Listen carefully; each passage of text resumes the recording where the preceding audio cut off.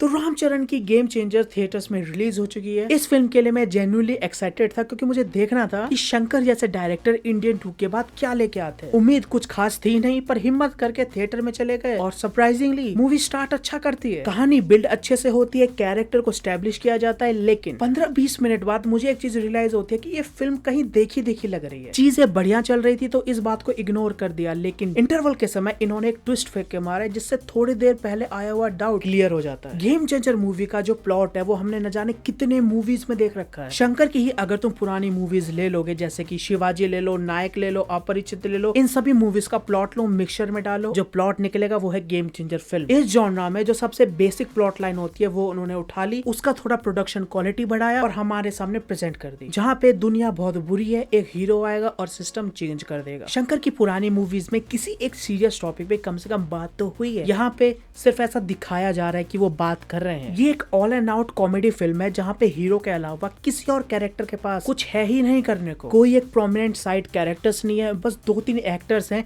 जिनके काम बटे हुए हैं। कुछ एक्टर्स को रखा है सिर्फ कॉमेडी के लिए, कुछ को इमोशनल वाला पार्ट पकड़ा दिया और बाकियों को बस इसलिए रखा है ताकि वो हीरो को इन्फॉर्मेशन डिलीवर कर सके। फिल्म में एक एक्टर सिर्फ प्रेजेंट ही इसलिए है ताकि हीरो को अपने पापा की सच्चाई पता चले। फिल्म में इसके अलावा उनका कोई डायलॉग नहीं है। एक लव एंगल भी डाला है जिसका प्लॉट से कुछ लेना देना नहीं है। कियारा आडवाणी का इस फिल्म में क्या काम है कोई मुझे बता दे। मेरे हिसाब से तो सिर्फ आई कैंडी बना के रखा, ग्लैमर के लिए यूज किया। इस पार्ट को एग्जीक्यूट करने के लिए इन्होंने बाकायदा फिल्म में एक कैरेक्टर रखा है जिसका बस एक ही काम है, कियारा आडवाणी की कैरेक्टर को घूरना। फिल्म के गाने भी अगर हम इंट्रोडक्शन वाला सॉन्ग हटा दे, बाकी कियारा और राम के बीच में ही है, पर उनका कोई सर पैर नहीं है। कभी भी चालू हो जाएंगे, कभी भी खत्म हो जाएंगे। प्रोडक्शन वाइज क्वालिटी बहुत अच्छी है, पर प्लॉट वाइज अननेसेसरी। पर चलो ये सब सेकेंडरी चीज थी। फिल्म के जो 2 मेन कैरेक्टर्स है, अगर उनके बीच का रिलेशन भी ये अच्छे से दिखा देते तो मूवी बढ़िया निकल जाती, पर वो भी नहीं किया। मैं बात कर रहा हूँ फिल्म के विलन की। पूरी फिल्म में तुम कोई भी सीन उठा के देख लेना, वो इन 3 चीजों में से कुछ कर रहा होगा। या तो किसी पे चिल्ला रहा होगा, या हीरो को मारने के लिए गुंडे भेज रहा होगा, या फिर किसी को बता रहा होगा कि उसे सीएम बनना है। लेकिन फिर भी मुझे ये विलन बहुत पसंद आया। क्यों? क्योंकि ये दिल का बहुत अच्छा था। भले ही हीरो ने इसकी जिंदगी हराम कर दी, इसका जो बचपन का सपना था सीएम बनने का वो पूरा नहीं होने दिया, फिर भी इसने ना ही उसके परिवार वालों को कोई दुख दिया, ना ही उसके लवर को। और बहुत ही सिंपल शब्दों में कहा जाए तो पूरी फिल्म में इसने कुछ नहीं किया। इसने क्या,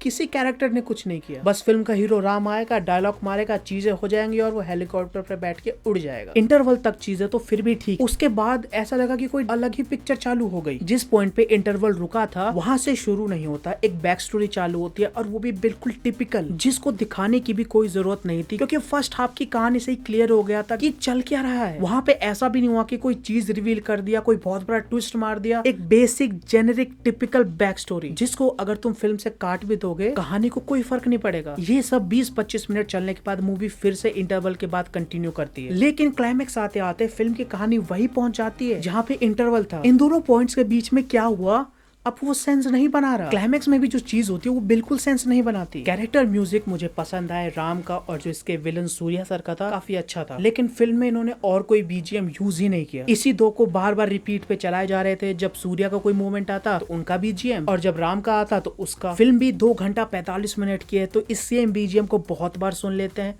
कि एंड तक आते आते इसका इम्पैक्ट खत्म हो जाता है। इससे डील करने के लिए क्लाइमेक्स में लाउडेस्ट बीजीएम बजा दिया, बस स्पीकर फटने वाले थे कि फिल्म खत्म हो गई। साल की ये पहली लाउड फिल्म हो चुकी है। तो ओवरऑल कहूँ तो गेम चेंजर एक टिपिकल साउथ फिल्म है जहाँ पे वही जेनेरिक स्टोरी, वही टिपिकल प्लॉट लाइन, वही हीरो, वही विलन और वही एंडिंग। बस प्रोडक्शन क्वालिटी थोड़ी ज्यादा है और कुछ नहीं। फिर भी 1 टाइम वॉच कर सकते हो। कॉमेडी कुछ जगह अच्छी है, सूर्या सर का परफॉर्मेंस काफी बढ़िया लगा। उनके कैरेक्टर को फिल्म जैसे ट्रीट करती है, दिखाना तो सीरियस चाह रही थी पर उनसे सिर्फ कॉमेडी निकली और वो कई जगह काम करती है। तो ये थे मेरे थॉट्स। तुम्हारे क्या ओपिनियन है नीचे कमेंट में बताओ एंड सब्सक्राइब।